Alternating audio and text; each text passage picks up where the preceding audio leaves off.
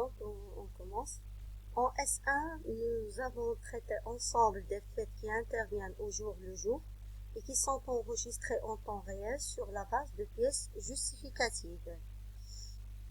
Et ce dont les comptes à la fois de situation, c'est-à-dire du patrimoine de l'entreprise, à savoir le 1 jusqu'au 5, et les comptes de gestion, c'est-à-dire les classes 6 et 7.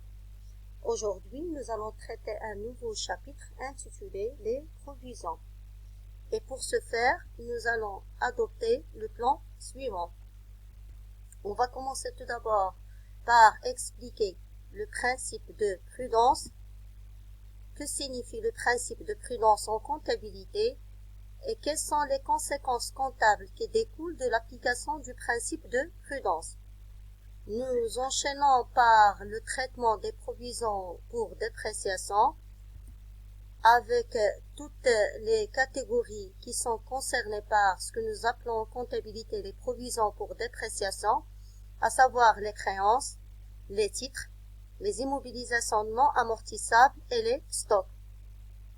Et nous clôturons l'explication de notre chapitre par les provisions pour risques et charges. Une partie des provisions pour risques tout d'abord sera expliquée, suivie de la partie provisions pour charges. Et donc pour commencer, je vais commencer tout d'abord par un petit rappel qui consiste à savoir qu'à la date d'entrée dans le patrimoine de l'entreprise, la valeur inscrite en comptabilité est soit le coût d'acquisition pour les biens achetés, c'est-à-dire le prix d'achat augmenté des frais sur achat, soit le coût de production pour les biens fabriqués par l'entreprise pour elle-même, soit la valeur actuelle pour les biens acquis à titre gratuit, soit pour les titres en tient compte du prix d'achat, pour les créances, les dettes et disponibilités en tient compte de la valeur nominale et ainsi de suite. À noter que le Code général de normalisation crée le titre 2 à la présentation des méthodes ou bien des modalités d'application des méthodes d'évaluation, mais ce qui nous intéresse pour le moment, c'est de préciser qu'à la date d'inventaire, des corrections sont à apporter à la valeur d'entrée afin de déterminer la valeur comptable nette des éléments qui constituent le patrimoine d'une entreprise.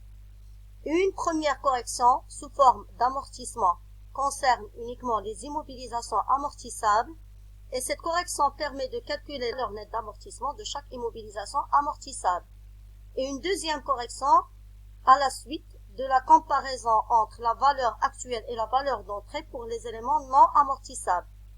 Et c'est cette deuxième correction qui nous intéresse pour le chapitre provision. En fait, la comparaison qui se fait à la date d'inventaire a pour objectif 1. Tout d'abord, la prise en compte, on peut dire, de la perte de la valeur des immobilisations ainsi que des autres éléments du patrimoine. Et 2. La prise également en compte des risques et des charges prévisibles et ce en application du principe de prudence, ce qui nous intéresse pour le moment. Donc l'intérêt de l'affirmation de ce principe est de mettre en évidence dans la démarche et l'esprit de celui qui conçoit des comptes l'obligation à la fois de prendre en compte toute dépréciation d'actifs au risque du passif qui pèse sur le patrimoine de l'entreprise. Et la loi comptable 988 prévoit une convention par laquelle les entreprises procèdent à l'appréciation des faits économiques de façon raisonnable, et ce afin d'éviter de transférer sur l'avenir des incertitudes déjà connues mais qui peuvent grever la situation, qui peuvent altérer le patrimoine d'une entreprise. Et donc l'application de ce principe en comptabilité a deux conséquences. Tout d'abord, on commence par la première conséquence. La première conséquence consiste à ce que la prise en considération des produits ou bien les plus-values que s'ils sont certains et définitivement acquis par l'entreprise et la prise en compte des charges ou bien moins-values dès lors lorsqu'ils sont juste probables, c'est-à-dire susceptibles d'affecter la valeur d'un élément d'actif, c'est-à-dire seuls les moins-values résultant de la comparaison entre la valeur actuelle et la valeur d'entrée sont constatées en comptabilité, et ce, soit sous forme d'amortissement exceptionnel, soit sous forme de provision pour dépréciation lorsqu'ils ont un caractère qui n'est pas probable. Donc, pour expliquer cette partie, on peut donner l'exemple suivant. On va supposer une entreprise, par exemple l'entreprise KMR, qui a acheté le 12/5/2019 des actions qui peuvent être soit des titres de participation ou des titres et valeurs de placement pour une valeur de 15 000 dirhams. Le 31/12/2019, c'est-à-dire la date d'inventaire, ces actions ne valent que 12 000 dirhams. Donc par prudence, la moins-value de 3 000 dirhams, qui est la différence entre 15 000 dirhams et 12 000 dirhams, sera constatée sous forme de provision pour dépréciation, soit DTP, soit DTVP selon les cas. Même si l'entreprise ne procède pas à la vente de ces titres. De cette manière, à l'actif de l'entreprise KMR, la valeur d'entrée va apparaître au niveau du brut, c'est-à-dire les 15 000 dirhams. Les 3 000 dirhams vont apparaître au niveau du provision et le net sera de 15 000 moins les 3 000, c'est-à-dire les 12 000 dirhams. Et donc le résultat net de l'exercice 2019 de l'entreprise sera diminué des 3 000 dirhams au niveau du compte des produits et charges. Supposons on inverse maintenant la situation. On suppose que la valeur des titres était passée à 20 000 dirhams au lieu de 12 000 dirhams. On aurait eu une plus-value de 5 000 dirhams, c'est-à-dire les 20 000 moins les 15 000. Mais puisque cette plus-value n'est pas réalisée, il est uniquement probable, c'est-à-dire l'entreprise n'a pas procédé à une vente réelle de ces titres, donc par prudence également, ce produit probable ne doit pas être comptabilisé, car sinon le résultat sera biaisé et gonflé artificiellement et on pourrait en aucun cas procéder à une distribution de bénéfices qui n'est pas réalisée. D'où justement l'intérêt du principe de prudence. Donc, je reviens maintenant sur la deuxième conséquence de l'application du principe de prudence dans la comptabilité. Donc, on passe à la deuxième. La deuxième stipule que la prise en compte des risques et des charges qui sont nés au cours de l'exercice ou bien au cours d'un exercice antérieur, même s'ils ne sont connus qu'entre la date de clôture de l'exercice et la date de l'établissement des états de synthèse. Donc, dans les deux cas, on doit constituer des provisions. Mais qu'est-ce qu'on entend exactement par le terme provision? Donc, pour expliquer, j'ai un petit problème technique. Donc, voilà, c'est bon. Donc, qu'est-ce qu'on entend exactement par les provisions? Eh bien, le terme provision, c'est la constatation tout simplement comptable, soit d'une diminution de la valeur d'un élément d'actif, et là on parle de provision pour dépréciation, soit d'une tout simplement augmentation du passif exigible, et là on parle des provisions pour risques et charges.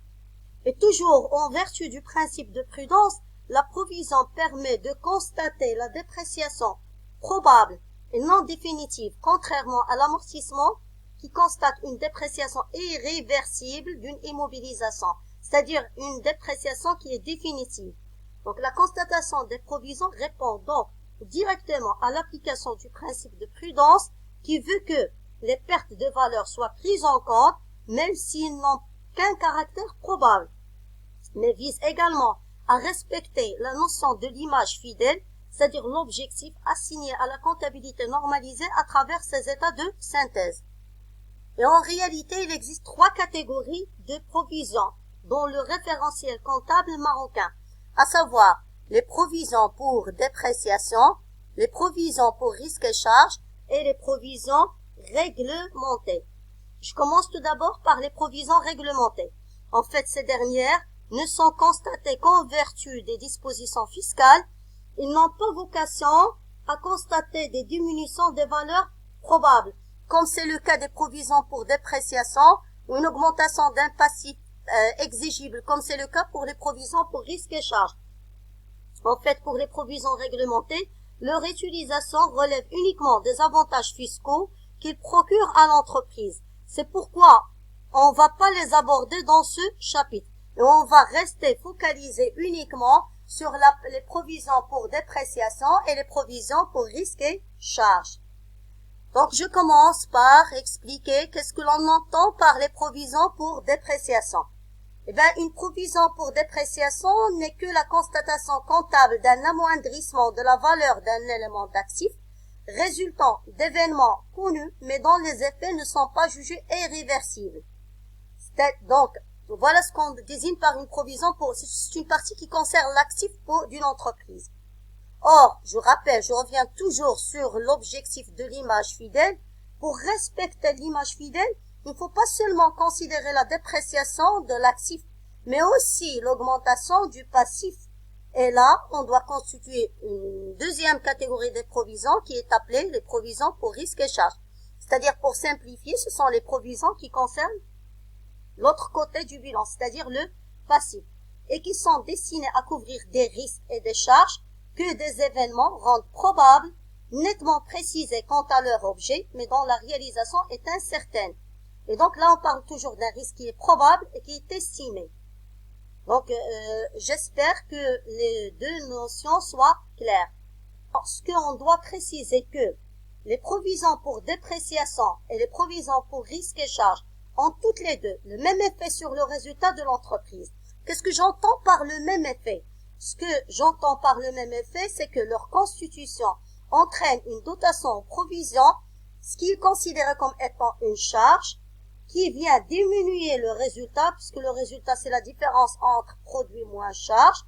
Leur annulation, lorsqu'on vient pour annuler, entraîne un produit comptable, c'est-à-dire une reprise qu'on va voir par la suite. Et donc, nous avons presque le même traitement comptable. Mais vous allez dire, pourquoi on les sépare?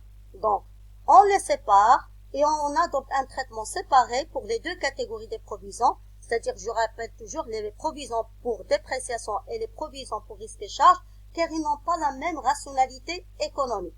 Voilà la raison pour laquelle. Donc, maintenant, on commence tout d'abord par les provisions pour dépréciation.